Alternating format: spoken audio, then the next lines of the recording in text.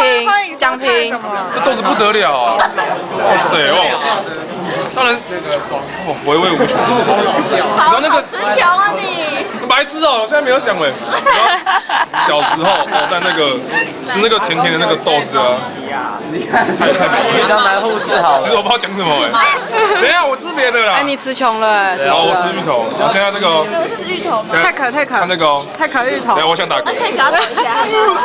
就说你们在逼我不要硬吞的吗？你看它的颜色，你看它的颜色，这个紫色，它离开画面了。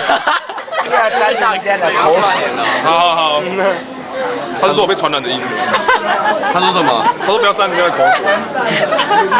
看他，他多么可爱，看起来就是他现在就是呼唤着我叫我吃他，懂吗？懂我这个意思吗？你跟他吃了？